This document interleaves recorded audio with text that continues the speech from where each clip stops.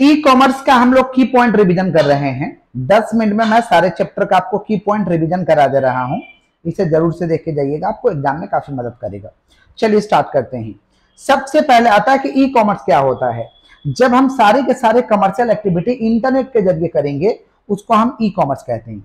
सारे के सारे कमर्शियल एक्टिविटी इंटरनेट के जरिए होगा उसको ई कॉमर्स कहते हैं। ई बिजनेस का मतलब वस्तुओं का कीना बेची जब इंटरनेट के जरिए करेंगे इसको ई बिजनेस कहते हैं। ई बिजनेस का स्कोप वाइडर होता है और ई कॉमर्स का जो स्कोप होता है नैरोअर होता है, माने ई कॉमर्स का स्कोप छोटा होता है, ई बिजनेस का स्कोप बड़ा होता है। पहले जो बिजनेस होता था जैसे मोदी दुकान वगैरह चलता है उसको ट्रेडिशनल बिजनेस कहते हैं, उसको हम लोग ट्रेडिशनल बिजनेस कहते हैं। अच्छा, ई कॉमर्स छोटा है इसीलिए इसको कहते हैं e commerce is a subset of E business. E commerce E business का क्या है, सबसेट कहलाता है। चलिए आगे बढ़ते हैं। ई कॉमर्स के स्कोप क्या है। ई कॉमर्स के स्कोप है B2B, B2C, C2C, G2B, ये स्कोप है ई कॉमर्स के स्कोप। B2B माने एक बिजनेसमैन दूसरे बिजनेसमैन को गुड्स वगैरह सर्विसेज वगैरह को बेचेगा, ऑफर करेगा, इसको B2B कहते हैं। B2C माने बिजनेस जब कस्टमर को सर्विसेज को ऑफर करेगा, कस्टमर को गुड्स बेचेगा, उसको B2C कहते हैं। जैसे फ्लिपकार्ट, अमेजन, इसको B2C कहेंगे। C2C कस्टमर ही कस्टमर को बेचेगा, जैसे OLX, सोशल मीडिया पे, Quikr.com पे एक कस्टमर ही कस्टमर को बेचेगा, इसको हम कहते हैं C2C।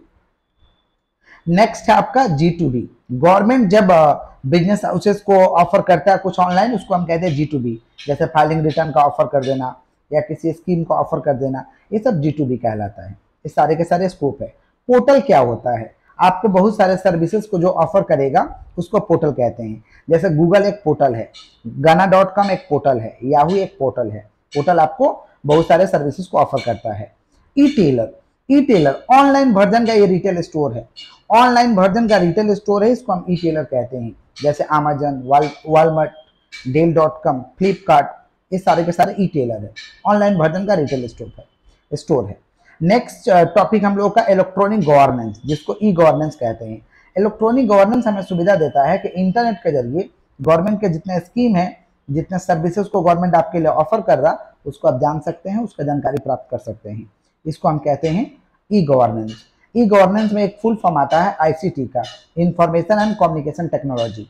ICT का फुल फॉर्म है information and communication technology. Next chapter start करें, ECRM एंड SCM। ECRM का मतलब होता है इलेक्ट्रॉनिकली जब कस्टमर के साथ रिलेशनशिप को मैनेज करेंगे, कस्टमर के साथ रिलेशनशिप को बनाएंगे, उसको हम कहते हैं ECRM, electronic customer relationship management. ECRM का 3 फेज है। पहला कस्टमर एक्विजिशन, कस्टमर को एक बार करो, फिर कस्टमर को रोक के रखो, कस्टमर रिटेंशन, और फिर उसका कस्टमर का केयर करो। केयर करोगे तो ज्यादा दिन तक आपके पास रहेगा। तो ECRM का 3 फेज है, customer acquisition, customer retention, strategic customer care. Pervasive ECRM क्या होता है। परवेसिव ECRM का मतलब होता है कि जहां पे कस्टमर को हम लोग ऑफर करते हैं कि ये प्रोडक्ट आपके लिए फिट है, आप ये प्रोडक्ट को ले सकते हैं, इसको कहते हैं परवेसिव ECRM। रेस्पॉन्सिव ECRM का मतलब होता है कि कस्टमर अगर सेल्स के लिए या सेल्स के लिए जब अप्रोच कर रहा है तो उसको रेस्पॉन्ड करना, मार्केटिंग के लिए कुछ कोई पूछ रहा है तो उसके लिए रेस्पॉन्ड करना, इसको कहते हैं रेस्पॉन्सिव ECRM। नेक्स्ट है functional component of ECRM। ECRM के 3 फंक्शनल कंपोनेंट है, operational, analytical, collaborative. Operational, analytical, collaborative. Supply chain management क्या होता है। सप्लाई चेन मैनेजमेंट का मतलब होता है कि जो भी आप गुड्स और सर्विसेज को ऑफर कर रहे हैं, जो भी आप दे रहे हैं, उसे ढंग से मैनेज करिए ताकि एनी टाइम एनीवेयर कस्टमर तक क्या रहे, अवेलेबल रहे। वो गुड्स हर गली हर मोहल्ला में अवेलेबल होना चाहिए। इस प्रक्रिया को कहते हैं supply chain management. Supply chain management में टोटल 7 चीज आता है, जैसे आपका परचेज करना, मैन्युफैक्चरिंग का काम करना, इन्वेंट्री को मैनेज करना, और लॉजिस्टिक का सर्विसेज को मैनेज करना, ट्रांसपोर्टेशन, कस्टमर सर्विस, ये सारे के सारे सप्लाई चेन मैनेजमेंट का पार्ट है। प्रोड्यूसर और मैन्युफैक्चरर ये सप्लाई चेन मैनेजमेंट में नहीं आता है, ये मैन्युफैक्चरर और प्रोड्यूसर सप्लाई चेन मैनेजमेंट का हिस्सा नहीं है। नेक्स्ट है डिजिटल पेमेंट। डिजिटल पेमेंट क्या होता है, जब ऑनलाइन आप पेमेंट करेंगे ना, उस सारे के सारे डिजिटल पेमेंट कहलाते हैं। डेबिट कार्ड, क्रेडिट कार्ड को प्लास्टिक मनी कहते हैं। डेबिट कार्ड, क्रेडिट कार्ड को प्लास्टिक मनी कहते हैं। डेबिट कार्ड आपके अकाउंट में पैसा रहेगा तो ही इस्तेमाल होगा, माने एडवांस मनी का वहाँ कंसेप्ट है डेबिट कार्ड में। क्रेडिट कार्ड में एडवांस मनी का कंसेप्ट नहीं है, पैसा ना रहने पे भी सामान किन सकते हैं। एक और है स्मार्ट कार्ड। स्मार्ट कार्ड जैसे मेट्रो कार्ड, जहाँ पे आप पैसा देते हैं फिर मेट्रो में चढ़ते हैं, या मॉल वगैरह में जाते हैं तो आप कुछ सामान किनने के लिए स्मार्ट कार्ड बनाते हैं। समझ रहे हैं, या टीवी का रिचार्ज करते हैं जिससे आप केबल का सर्विसेज लेते हैं, उसके लिए स्मार्ट कार्ड बनाते हैं जहाँ पे हम लोग एडवांस में पैसा को देते हैं। तो डेबिट कार्ड भी एडवांस मनी का एग्जाम्पल है और स्मार्ट कार्ड भी एडवांस मनी का एग्जाम्पल है। टिक्की में कोई एक रहेगा तो एक को टिक करिएगा, दोनों रहेगा दोनों को टिक करिएगा।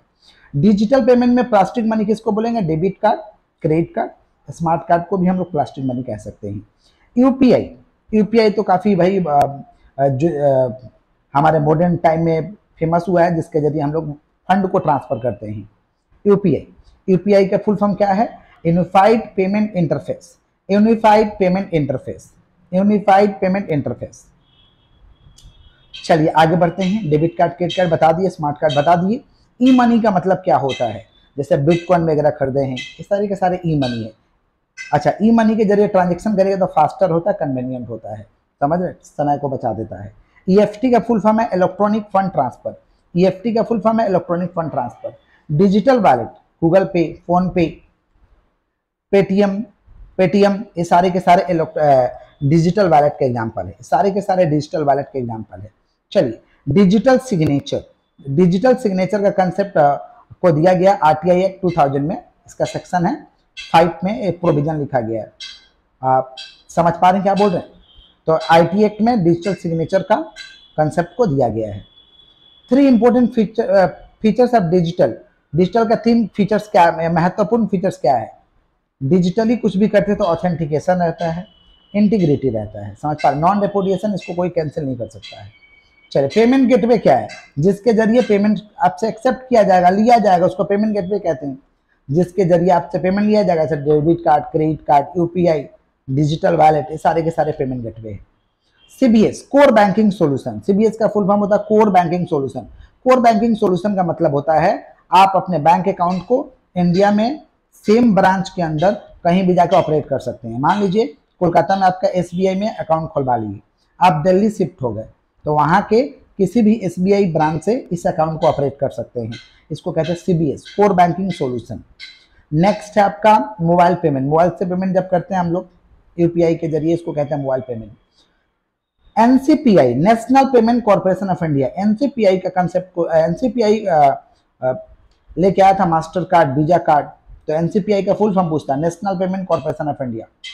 इंटरनेट बैंकिंग, हर बैंक आजकल अपने ऐप के जरिए या पोर्टल के जरिए आपको इंटरनेट बैंकिंग का सुविधा को प्राप्त करा रहा है, जो कि 24/7 आप उसको एक्सेस कर सकते हैं, देख सकते हैं। एनईएफटी का फुल फॉर्म है national electronic fund transfer, national electronic fund transfer. इसमें क्या होता है? फंड को ट्रांसफर किया जाता है एक से दूसरे व्यक्तियों के पास, एक से दूसरे कंपनी के पास, इसको कहते हैं एनईएफटी।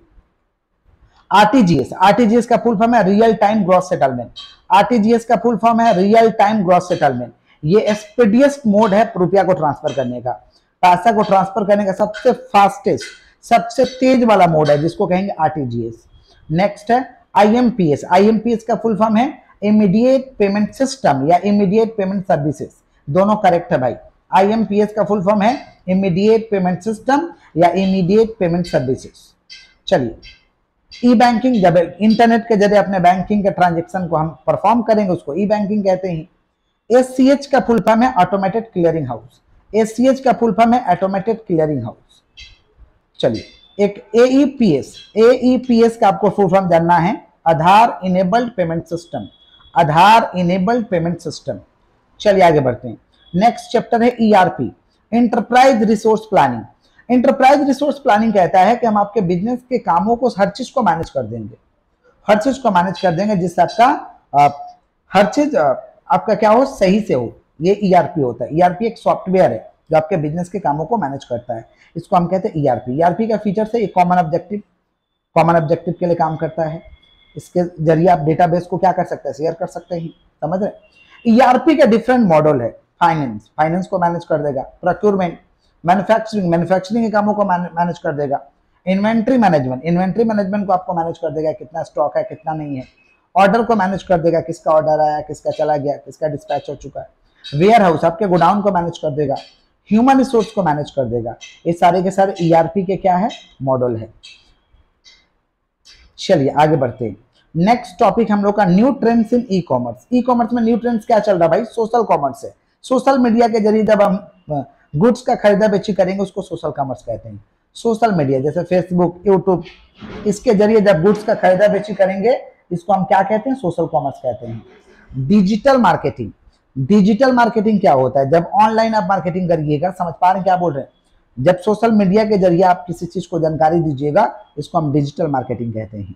जैसे सोशल मीडिया से कर सकते हैं, ईमेल से कर सकते हैं, सर्च इंजन के जरिए कर सकते हैं, वेबसाइट के जरिए कर सकते हैं, मोबाइल ऐप से कर सकते हैं, इसको कहते हैं डिजिटल मार्केटिंग। चलिए आगे बढ़ते हैं। नेक्स्ट है सोशल मीडिया। सोशल मीडिया क्या होता है भाई?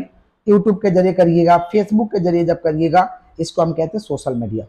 सोशल मीडिया के जरिए एडवर्टाइजिंग आजकल अट्रैक्टिव वे है, काफी ज्यादा मात्रा में इसको किया जाता है। तो सोशल मीडिया के जरिए आप गुड्स का खरीदा बेची कर सकते हैं, प्रचार कर सकते हैं, मार्केटिंग कर सकते हैं, इसको हम क्या कहेंगे? आपका सोशल मीडिया। वीडियो को भाई थोड़ा ज्यादा से शेयर कर दीजिएगा और देख के जरूर से जाइएगा। इसका पीडीएफ का लिंक मैं डिस्क्रिप्शन में डाल दे रहा हूँ।